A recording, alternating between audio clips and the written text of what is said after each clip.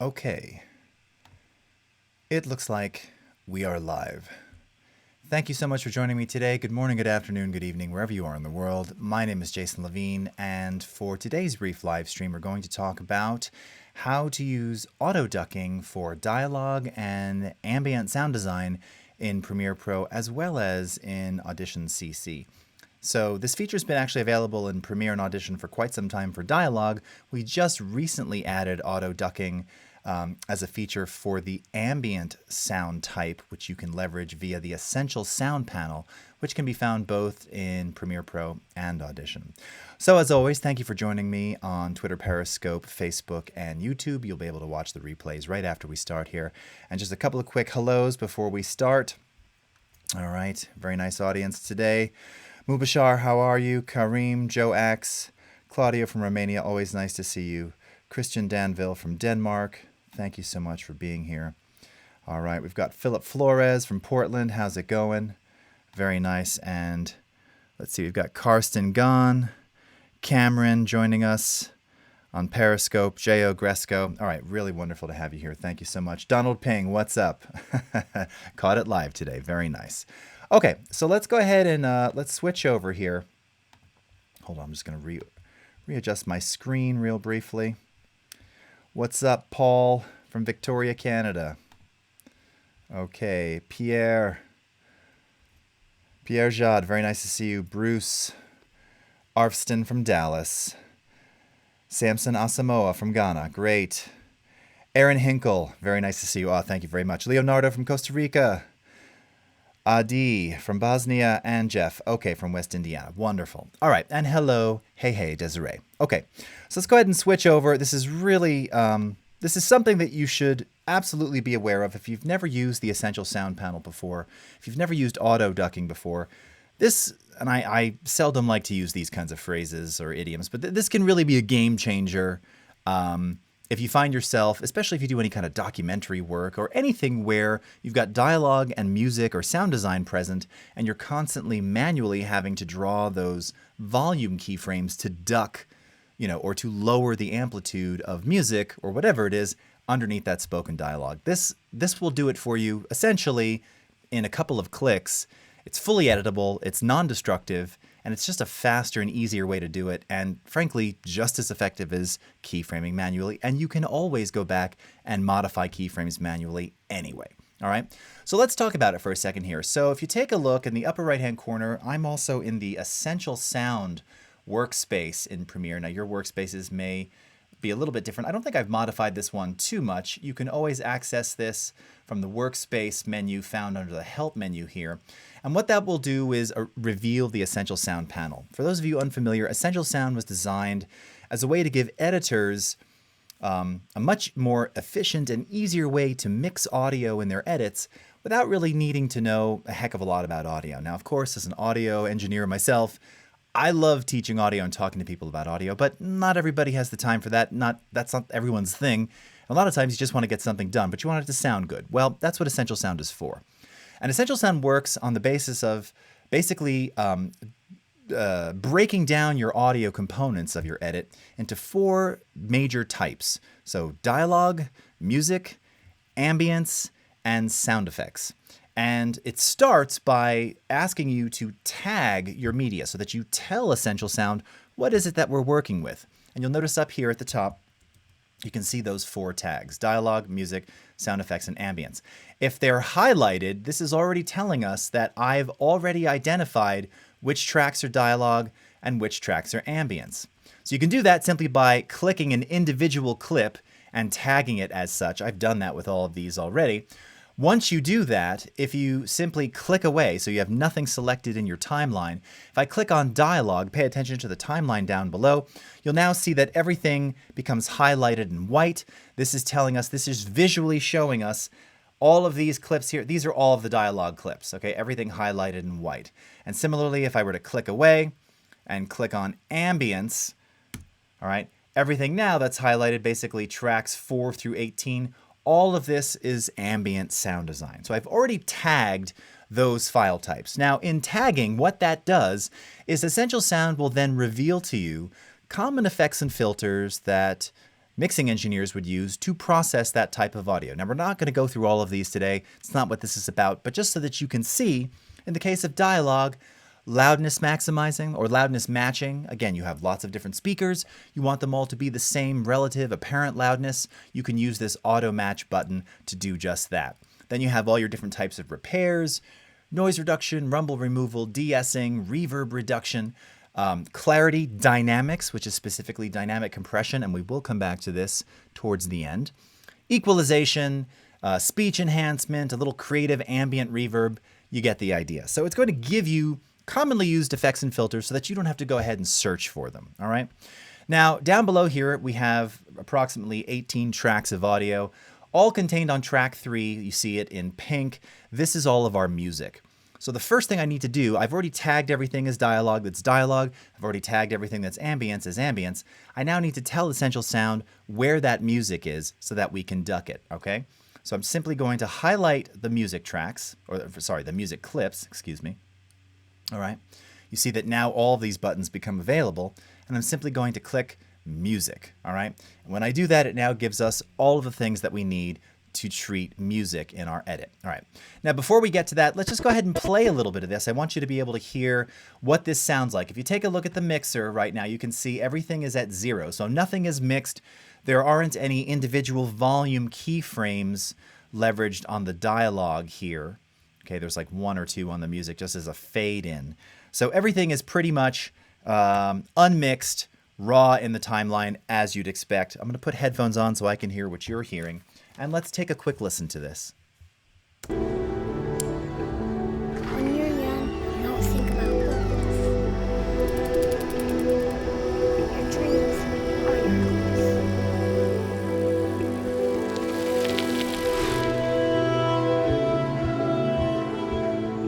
Adventure is all around you. Okay, so you might be listening and thinking, okay, well, yeah, I can barely hear the dialogue. The music's too loud. Let's just drop the overall level of the music. Well, yes, we could do that. And in some cases, that's enough.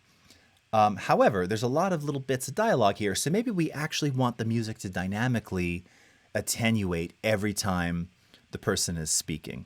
That's the essence of auto-ducking, okay? It's going to do and draw those little keyframes for you automatically, all right? So what we're going to do in here is I'm now, with nothing selected, I'm simply going to tap on music. And again, you see that it automatically highlights all of the music clips. And inside of our Essential Sound, the third option down is ducking, all right? So go ahead and click this checkbox to enable ducking. Now, this is really simple, unbelievably easy.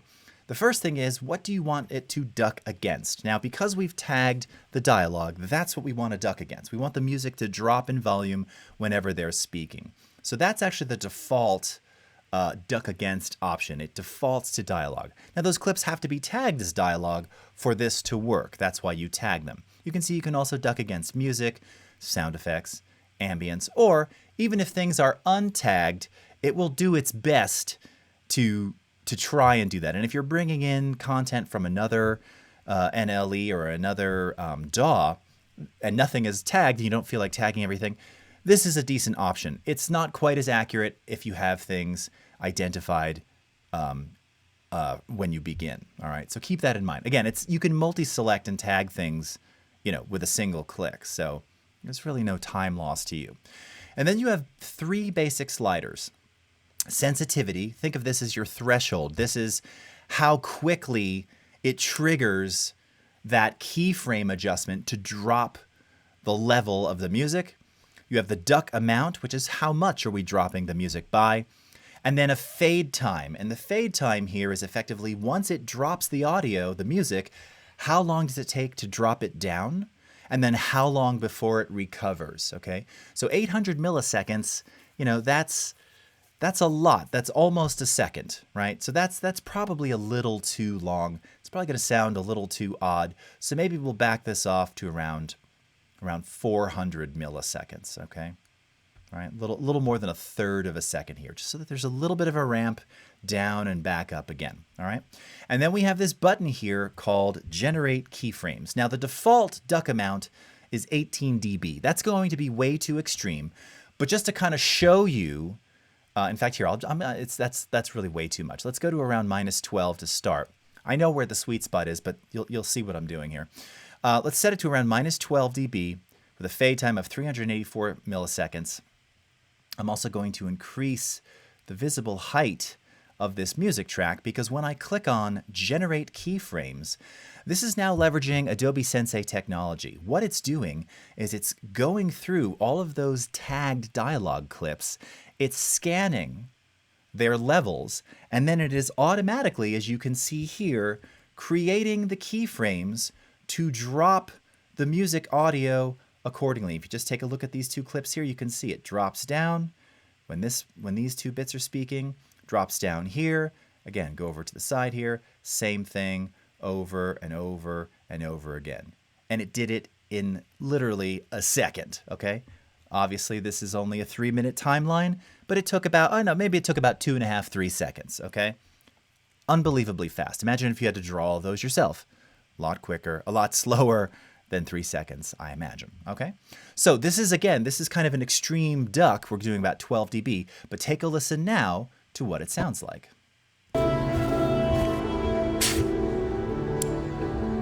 When you're young, you don't think about goals. Your dreams are your goals.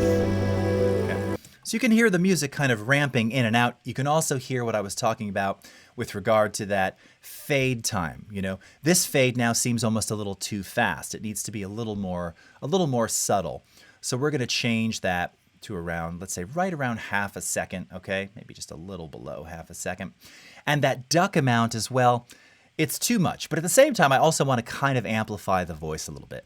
So I happen to know, just having done this a few times, the sweet spot that I want is probably around 6 dB, okay? Sensitivity looks good.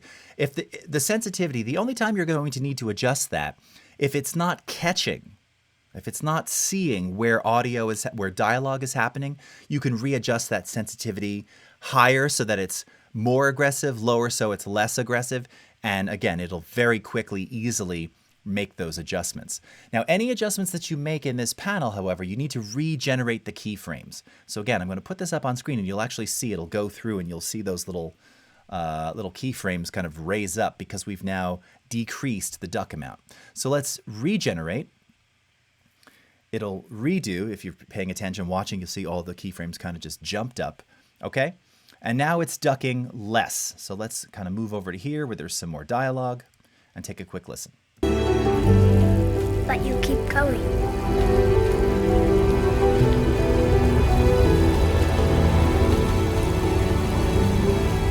Because you could do anything. Okay? All right. So now you're getting the idea.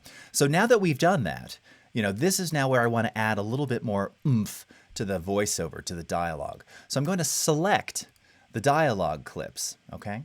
And this is where I'm now going to use clarity or dynamics, which is actually dynamic compression. Now here's the thing, if you've never used a compressor before, this is what is used to control the dynamics and to amplify and really give voiceover, well, anything, but specifically voices that punch, to really bring them front and center. If you listen to any kind of podcast or broadcast, you know, if done properly, it's compression that really gives you that very even, effectively non-dynamic voice so that it really just punches through. And in the case of this is a trailer for this little film right here. We just really want that voice to stand out. It's going to allow it to sit nicely over top of the music. So I can make changes to all of those dialogue clips simultaneously or individually with a single slider. Now there's lots of elements, there's lots of things involved with adding compression. It's one of the hardest audio effects to really understand if you're not an audio engineer. We do all the work for you here. And if you've ever watched my live streams, you know I'm very frank about the usefulness and the the efficacy and goodness of, you know, simplified things like this. This is awesome, okay? You don't have to fuss about with thresholds in a compressor. You don't have to think about ratios. You don't have to think about makeup gain or is it pumping or doing something incorrect. It does it for you. It uses Adobe Sensei, and it just works wonderfully. So I'm going to enable dynamics. Actually, first let me just wind back so we have more sections of dialogue here. All right. I'm going to enable dynamics across all of these clips. And I'm going to start playback, and let's take this to around Let's do about 50% dynamic compression. And now take a listen. But in the heat of the battle, your bravery can run and hide. Fear creeps in. Nice and clear, right? And sometimes it all feels a little bit too much. Okay, now let's turn it off.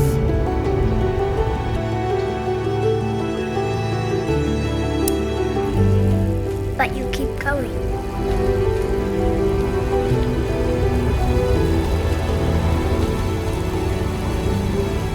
Because you could do anything. Kind of buried. Let's turn it back on. Let's increase it even a little more. And when you conquer your fear, the whole world is yours. Okay, so that's a nice little area right there where that music, when it ramped back in, it was really very dramatic and dynamic, right? So using a little bit of clarity there, we were able to push all of the voices forward, sitting beautifully on top of the music. I still might make a slight adjustment to the fade times. They sound a little odd to me. And, you know, in the case of something like this, maybe you're using, you know, very small duck amounts and using a little more clarity, right? Maybe you don't want the music to dip down quite as much. But there's one thing in here that needs to duck down, that needs to be attenuated, and that's the sound design, right? All the breathing, all those ambient effects, because they're maintaining the same level when he's speaking, in this section in particular. But in the heat of the battle, your bravery can run and hide. Fear creeps in. Right? Like there's too much of the sound design while he's talking. So it seems like that should be attenuated as well because you're losing focus, right? So this was something that we actually added in the most recent update to Premiere, the large update in April, was we've now added ducking when you tag clips as ambience. So I've got those 14 tracks all tagged as ambience. You can see down here, and we're just going to do a global duck. So I'm going to turn this on, all right? Just like that. Again, I'll leave the sensitivity at the default. Now for duck amount, it doesn't need to come down much. Maybe just around 3.5, 4 dB or so, just to bring it down a little. You know, the music's going to come down about 6 dB. Maybe I'll even do this by about 3.5 decibels, okay? And we'll do the same kind of fade time. Actually, you know, it might even behoove us to do this slightly longer so it doesn't feel out of place. Generate keyframes.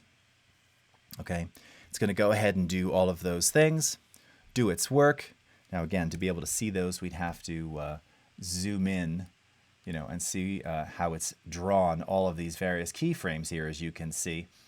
But now, really wonderfully, really easily, it's done a fantastic job of ducking this as well. So if we're going to go ahead and play it back now, let's zoom back out. Let's go to our beginning here.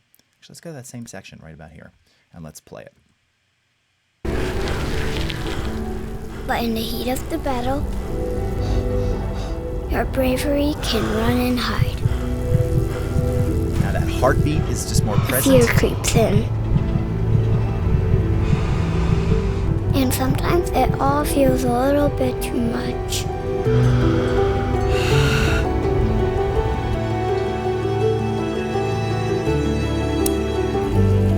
But you keep going. Okay, so now you can really hear how we're starting to get somewhere. It's not absolutely perfect by no means. And keep in mind, I'm doing this globally. So at any point in time, if you come into Premiere, you know, I can individually, let's say there's one particular, you know, like this. So this is nice, like exhale right there. Maybe I want that to be even louder. Well, these keyframes are all non-destructive, so if I know what track it's on, I can easily come in here and, you know, modify the amplitude, right, of this particular clip if need be. All right, so you have all of the flexibility there to do that on an individual clip basis. I showed you just doing it across all of them just to make life easier. Now, if you've already got your sound design, your music and things subgrouped, which was a live stream we did earlier this week, and sort of mixed and compressed evenly, then these global changes actually will work really, really well because everything's already been done. You've already controlled the dynamics of everything, right? It's when you're using lots of different types of sound design from different libraries that things have different loudness values that, sometimes it's harder to do sort of one pass, one step for everything. You generally, just like with color, you have to treat clips independently first. But when you get to that final mix, this can really help you. And again, using things like dynamics for dialogue, it just pushes it right to the front. I mean, I love this. And here, we can even do this dynamically again to let you kind of hear the difference. So let's start out. Let's do, and you see it even says natural and focused up here, okay? So let's start with, nothing. Adventure is all around you. Waiting. That's pretty good, but it's not quite in my face. Now it's up about 6.5 dB. All you need is a little bit of courage. All right, and maybe that was too much that time. But you get the idea, right? So it just does a wonderful job of pushing things forward. What's also really important to note about this clarity slider here is that it's also doing this without incurring any additional noise. It's really common for people who are unfamiliar with setting compression to increase amplitude, but because they haven't set the threshold properly, they're also increasing background noise and things. This one is actually using a bit of downward expansion to effectively gate any in-between speaking noise to leave you a very clean, focused voiceover.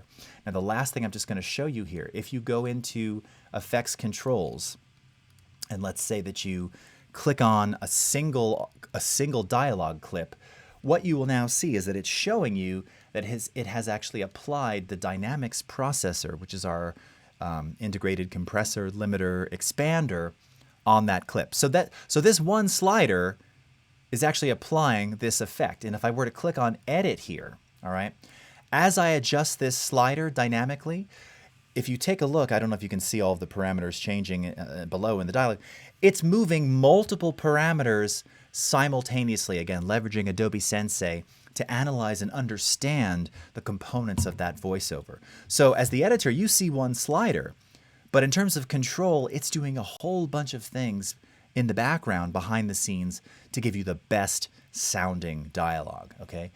If you need to, you can go into the individual settings, clip by clip, and change these things. You've also got band limiting for compression, which can be very useful for sound design. We've also got lots of presets in here, which you could choose independently if you want to.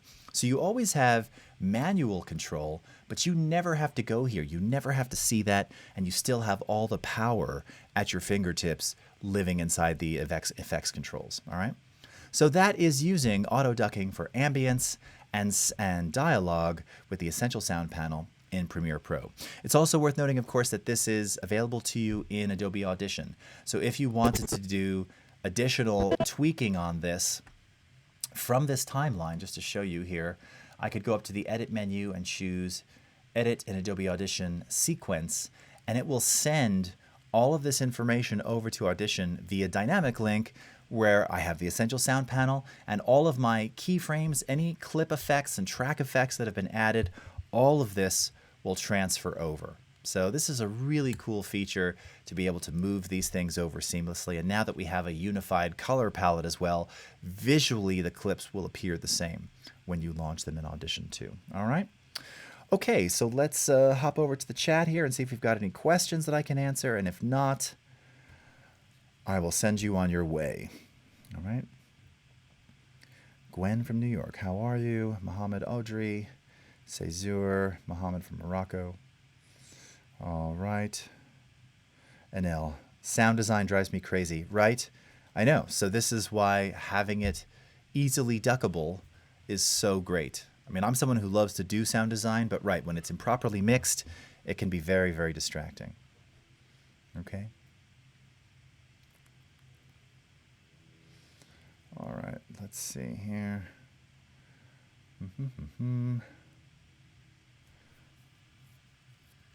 Frank, is there a way to set the keyframing for AutoDucking to refresh every so often? That's a great question, Frank. So here's one huge differentiation between the way that this works in both Premiere and Audition. In Premiere, you have to regenerate keyframes when you modify the settings of the auto ducking. When you do it in Audition, it is in fact dynamic and it updates automatically. So that's just a fundamental. I don't know why it's actually different between the two. It's obviously something to do with just how real-time manipulations work. But here, I'll send it over to Audition to show you what I mean. So no, there is no way to do that. If you were to use this on the Audition side, again, it updates dynamically as you make changes to those sliders, which is cool, but again, a little bit different. On the Premiere side, you have to click Generate Keyframes. And let's see. Does auto-ducking apply before a send or after? In other words, if I have an effect send with reverb applied, will auto-ducking apply to the reverb as well? Well, that will, I mean, ultimately, it wouldn't apply to the reverb if you have it on a send. Yeah, so it's, again, it's a clip-based effect that has no, and it's post-fader, if that makes any sense. So if you're sending something to a reverb and you've got the reverb output on another channel, it does not affect that reverb output channel. Okay. All right. Oh, here, click OK on this. All right, here we are in Audition. Let me open up Essential Sound, dock this over here. Okay, and go into Music. All right, so here is how it displays your keyframes here. All right, now it's interesting now. So what it does to give you the same experience in Premiere is that these keyframes are live. Okay, if you want them to be fully sensei and dynamically adjusting based on these sliders, you're going to click this checkbox which says Monitor Clip Changes, and that effectively enables sensei. So this will work as let's say if I modify the duck amount. Take a look at what happens here. If I drop this now to -20, you can see these things are changing. If I drop it to -30, they're all changing. If I drop it or raise it back up to -4, they're changing dynamically. So you never have to regenerate. Similarly with the fade, if I made the fade really long, you can see it's creating this curve, okay? The thing is, with this box checked though, these are all dynamic, but this is all sensei. If you want manual editability, you have to uncheck this box, okay? Now then you can edit these manually, but then you go, okay, I want sensei, but I want my changes. No, it's one or the other. So if you click on Monitor Clip Changes again, it's going to go back to sensei. Okay? All right. Okay. Mark Yaramila. So yes, I actually, for the most part, I tend to do this stuff in Audition because, well, I don't necessarily always use Essential Sound, but I do my audio finishing there anyway. So wherever you feel most comfortable. Fed Maloney, will this project be uploaded somewhere? It looks really motivational. You can probably find the short film. It's called Century.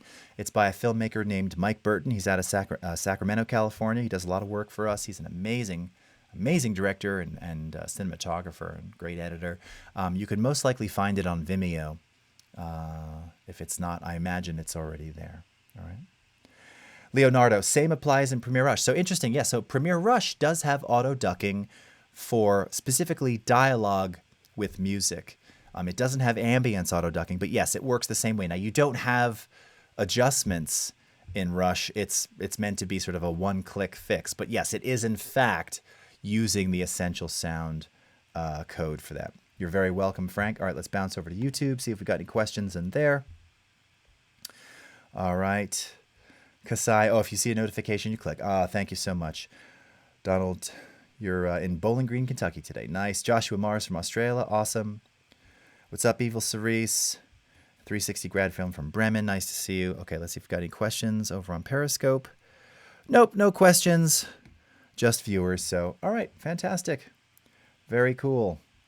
Fitty Maloney, thank you. You're very welcome. Okay, well, that about does it for our live stream today. So, again, you'll be able to watch the live stream whether you're on YouTube, Twitter, Periscope, or the Premiere Pro Facebook page. Until tomorrow, I'll return. I think we're going to do music. I like doing Music Fridays.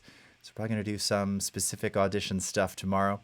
So until then, have a great rest of your morning, afternoon, evening, wherever you are in the world, and we will see you again next time. Thanks everyone for watching. Take care. Bye-bye.